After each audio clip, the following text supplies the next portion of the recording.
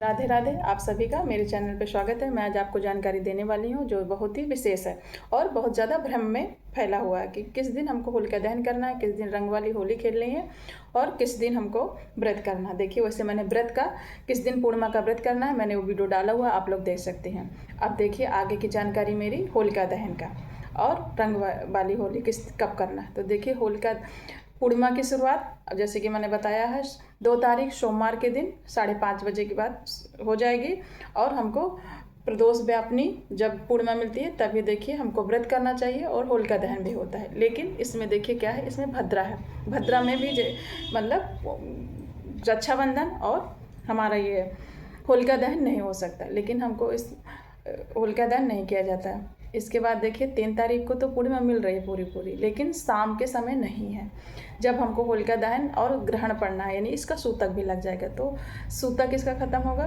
देखिए मैंने उसका भी वीडियो डाला हुआ है, वो 6:48 में। तो इसके बाद फिर पूर्णिमा नहीं मिलेगी। जिस तरह से भद्रा में देखिए समझिए, जिस तरीके से भद्रा में निषेध है इस अब हमको होलिका दहन नहीं करना, उसी तरह पूर्णिमा प्रतिपदा में भी नहीं किया जाता है। तो आप लोगों को बीच का ही समय समझ के आपको होलिका दहन करना है। अब आप अपनी रीत का जैसे आपके यहाँ रीत हो वो भी कर सकते हैं, लेकिन देखिए हमारे वेद शास्त्रों में जैसा कि कहा गया है कि पूर्णिमा में ही इसका होलिका दहन होना चाहिए। तो देखिए होलिका दहन का बीच का समय भद्रा का कुछ जैसे काल होता है, जैसे मुख में है भद्रा बीच, तो कुछ चीज़ उसमें हमको होलिका दहन नहीं करना, लेकिन बीच का पुच्छ का समय जब है उस टाइम पे हम निकाल के, जैसे जब कोई रास्ता नहीं बच रहा है तो उस टाइम पे हम 12:30 के बाद मध्य के समय हम होलिका दहन कर सकते हैं। जैसे कि 12:30 के बाद 1-1:30 के बीच में, या तो दूसरा समय आप सुबह भी कर सकते हैं। 4:30 के बाद भद्रा समाप्त हो जाएगी, तो आप 5 बजे 4:30 के बाद 5 बजे 6 बजे तक इतना कर सकते हैं सूर्योदय के पहले। अगर आप लोगों को 3 तारीख को करना है शाम के समय, तो देखिए उस दिन प्रतिपदा लग जाएगी। जो दोष देखिए भद्रा में है वही दोष प्रतिपदा में भी होलिका दहन नहीं किया जाता है। अब आपके यहाँ जैसे देखिए रीत है वैसे आप कर सकती हैं, नहीं तो आप ये 2 बीच के समय में या 12:30 के बाद और 1 बजे तक 1 सवा 1 बजे तक आप कर सकते हैं। इसके बाद सुबह 4:30 के बाद होलिका दहन किया जा सकता है, क्योंकि भद्रा समाप्त हो जाएगी और पूर्णिमा रहेगी इसलिए।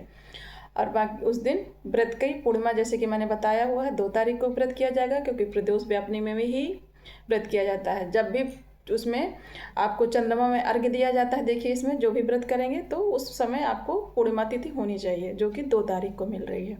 अब इसके बाद आप सत्यनारायण की पूजा है, कथा है, जो भी करना है, तो देखिए उस दिन तो 3 तारीख को पूर्णिमा है, मतलब उसमें आपको सुबह से लेके शाम को 5-5:30 बजे तक उस दिन भी पूर्णिमा मिलेगी। लेकिन देखिए उस दिन ग्रहण है तो सूतक काल भी लग जाएगा।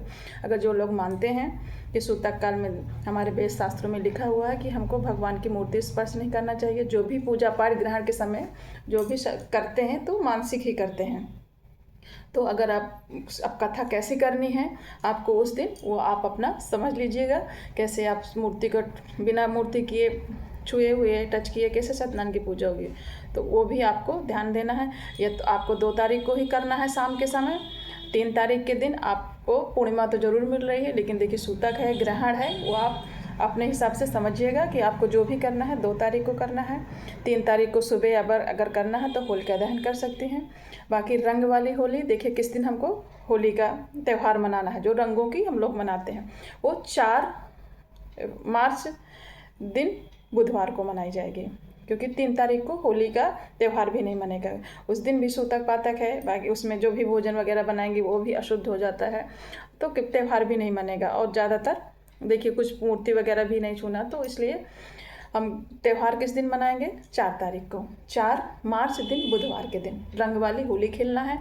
अब आप इसको आप चाहे सुबह के समय 3 तारीख को 4:30 के बाद तो होलिका दहन कर सकते हैं, या मध्य के समय, क्योंकि उस समय मुख में भद्रा नहीं है तो उसका ज़्यादा अनिष्ट होता है। और अगर आप 3 तारीख को शाम को कर रहे हैं ग्रहण के बाद तो प्रतिपदा लग जाएगी, वो भी निषेध है। तो आप जैसे आपके यहाँ रीत हो वैसे आप कर सकते हैं। मेरी जानकारी यही थी कि आप लोगों तक मैं होलिका दहन और ये होली का त्यौहार के लिए मैंने आप लोगों को जानकारी दी। अब मेरी जानकारी आपको कैसी लग रही है ज़रूर कमेंट करें। जो भी नए मेरे चैनल पर से जुड़े तो मेरे सपोर्ट के लिए प्लीज़ मुझे आप लोग सब्सक्राइब ज़रूर करें। बाय, राधे राधे।